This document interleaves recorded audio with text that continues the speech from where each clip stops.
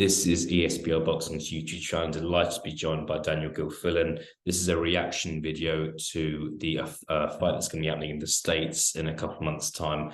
Vergil Ortiz against Eimantas Stanionis. Hope that I got that right for you, Danny. Maybe not.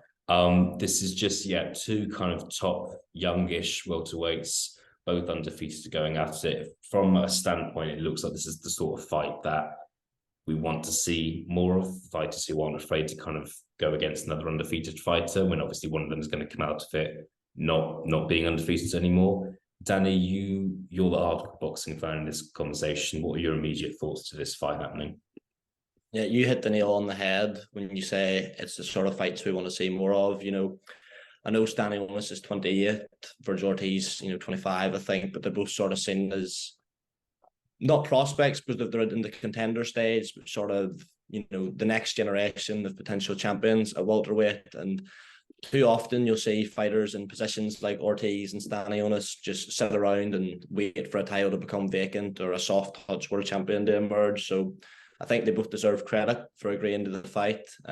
Both incredibly exciting fighters, both big punchers, and yeah, I can't wait for it.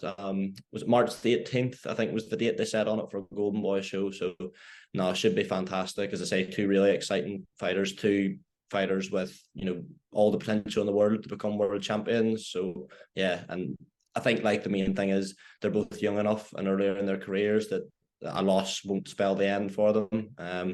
And given the nature of how they fight, if the fight, goes the way we want it to, then both their stocks could rise as a result. Yeah, absolutely. Look, it's such a stacked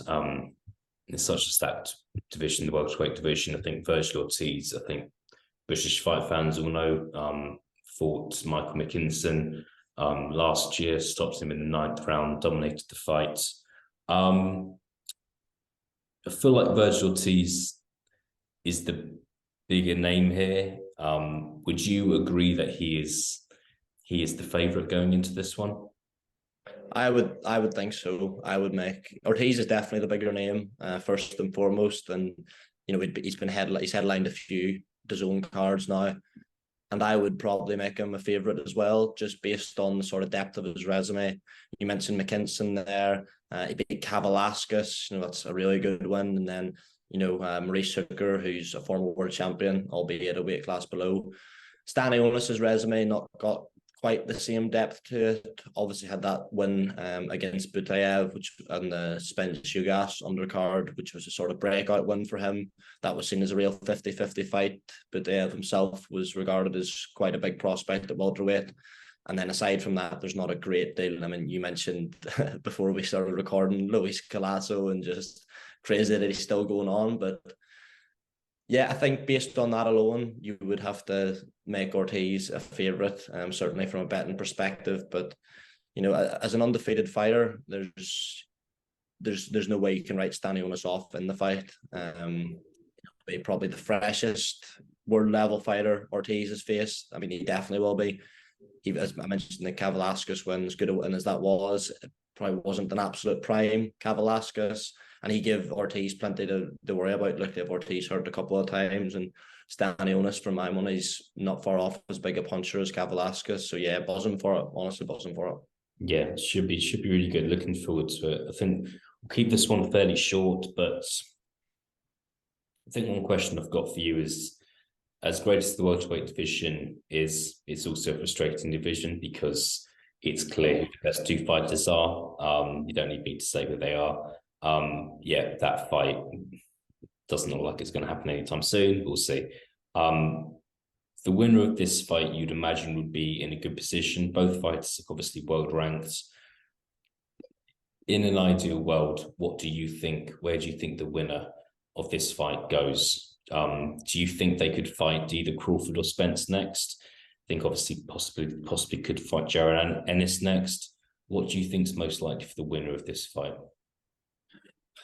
Sometimes with the welterweight division in particular, it almost feels as if you're wasting your breath trying to predict what's going to happen and what title shots are going to emerge. It's like the whole division's been put on standby for this fight, and as unbelievable a fight as it is, potentially could be. I'm just getting sick of hearing about it, to be honest. I think they just need to either like make a decision where to fight or move up and sort of free up the titles for the likes of, you mentioned Stanionis, Vergil Ortiz and Stanionis coming through. Because you're sort of putting the careers of those on standby. Like if in any other division, they'd be world title shot ready. In terms of where you see the winner going, you have to look into like promotional aspects, and obviously Ortiz is with the zone. So it's difficult, but like obviously that sort of rules out the Errol Spence fight right off the bat. You can't really imagine Golden Boy working with PBC. Crawford's a free agent now though, so I know we had that fight with, was it BLK Promotions or whoever done the Avenue same fight. So that's a great fight. Like if obviously we'd all rather see Spence Crawford, but the winner of this and the world title shot with Crawford would be great. But you just don't know. Like, I mean, you could be sitting here in 3 months and Spence and Crawford's announced, or one of them could have moved up to 154, or there could be an all social media back and forth and blame game. You just don't know. Yeah, who knows? Like, I think just one thing for me, I would like Spence and Crawford, or one of them or both of them, just to say, right, just forget about it. We've been talking about this fight for too long.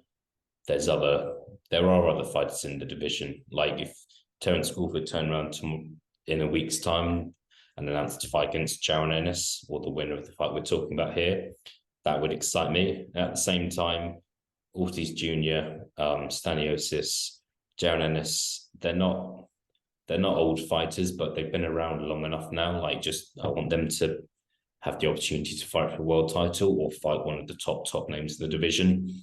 So that's just what I hope for. I hope that kind of the welterweight division shouldn't just be about 2 fighters if those fighters haven't fought each other, if that makes sense.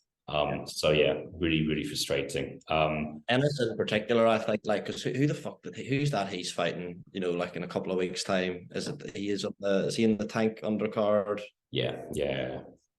You know what I mean? Who's that he's fighting? Like, he's considered the sort of pick of the bunch of these, and I like to see his career get a bit of a move on as well. I agree, mate. I agree. I think one thing I want from 2023 is to see Stanionis or Vergil Ortiz. If they could fight each other, great. I'm not saying that's going to happen, but it's going to the point now where I just want to see them fight, like kind of like a Keith Thurman, someone like that would be kind of great. If that's something like, or Ugas, if Ugas is kind of going to box again. Those top fighters, that's kind of what I want, because they're 2 of the biggest prospects in world boxing, but you can't be a prospect forever. So yeah, we'll see what happens with those ones. Danny, great to react to this one for you. Really looking forward to it. Yeah, could be a fight of the year contender. As we said at the start of the video, it's not often you get 2 undefeated fighters going up against each other. So really looking forward to this one. Yeah, me too, mate. Thanks for having me on. Appreciate it.